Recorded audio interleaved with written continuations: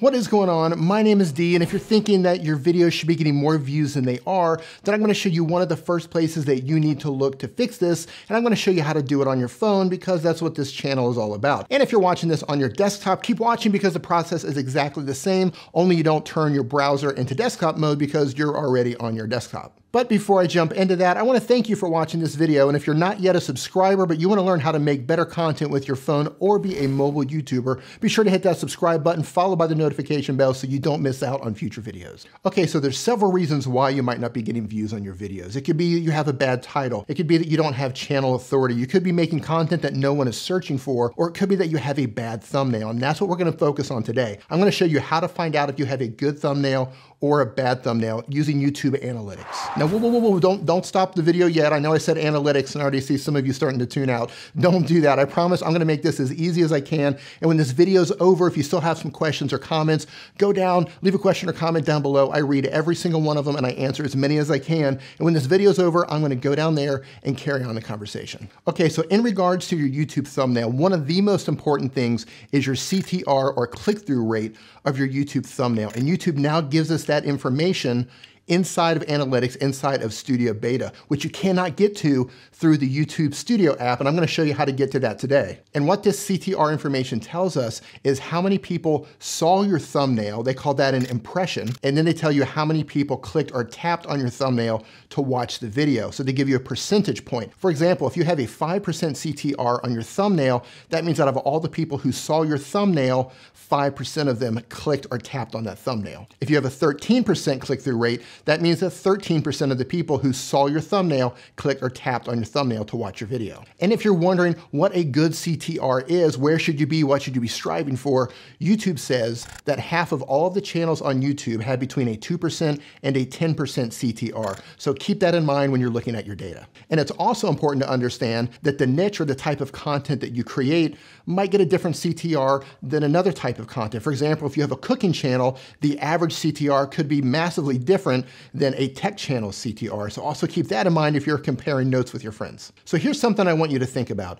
Your thumbnail is the doorway to your video. This is the most important thing because if no one is clicking or tapping on your thumbnail, no one is going to watch your video. This is the movie poster in the cinema. This is the advertisement in the magazine. This is the box cover inside of Netflix. This is your advertisement for your video. So you should be spending a lot of time crafting this thumbnail, just like you should be spending a lot of time crafting your title. These are two things that you do not want to rush. It doesn't make much sense to spend a lot of time making a video and then haphazardly put together or rush through your thumbnail or rush through your title, because these are all things that are gonna help you get noticed and found inside of YouTube. And as you're finding out, it is hard to get noticed inside of YouTube. So it's really important that you focus on your thumbnails. And there's lots of things you can do with your thumbnails to test them out. You can change colors, you can change the different crops on yourself if you're putting your face in there. For example, if you usually show your body further away, you can crop in tighter and show your face. You can use big, bold fonts. You can change the colors on the fonts. You can choose the backgrounds. You can change the message. Read sales books. Learn about sales words and trigger words. Look, there's a whole science behind getting people to buy, getting people to notice you. Read everything you can on sales. Read everything you can on color design. There are certain colors that will catch the eye first, and you want to know what these are. You want to know what these trigger words are. You want to know what the sales words are. You want to know all of these techniques so you can build a better thumbnail. And look, this is going to take time. This is something you have to practice at to get better. There's a lot of testing involved. There's a lot of experimenting involved. You're just going to have to put in the work if you want the best thumbnails possible. Now, this doesn't mean that you want to use clickbait or false information to get people to tap or click on your thumbs. Actually, you want to stay away from that, because what's going to happen is people might click on that thumb expecting to see something that is not in the video. When it's not in the video and they came looking for it, they're going to close out of your video, and that's going to hurt your watch time. And watch time is another metric that YouTube uses inside their algorithm. So you will definitely shoot yourself in the foot if you're using clickbait thumbnails, because what you promise them on the thumbnail is not what you give them in the video. So you always want to keep it relevant, keep it honest, and make sure whatever your thumbnail is, you give that to them inside your video. So now you understand what click-through rate means, or CTR, and you understand what an impression is, and you understand the importance of all of this. If you have a low CTR or a poor performing thumbnail, you're going to have low views on your video. If you have a high performing thumbnail, you're going to have higher views on your video. So now let me show you how to access this on your phone. But before I do that, I want to give credit where credit is due and give a shout out to Sethi De Clercq and Grabster. I'm going to put links down to them in the description below. These guys turned me on to this, and that's that you can use the Chrome browser or Penguin to access YouTube Studio Beta on your phone. And if this doesn't work on your phone, it does work on mine. I do apologize. And if you have access to a desktop computer or a laptop, this will automatically work for you if you go into your YouTube Studio and click on Studio Beta. So let me open up Chrome and show you how to access your CTR. The first thing you want to do is open up Chrome or Penguin and tap on the top right-hand corner so you get the drop-down menu. Then you want to look for desktop mode so it will load up exactly the way it would if you're looking on a computer.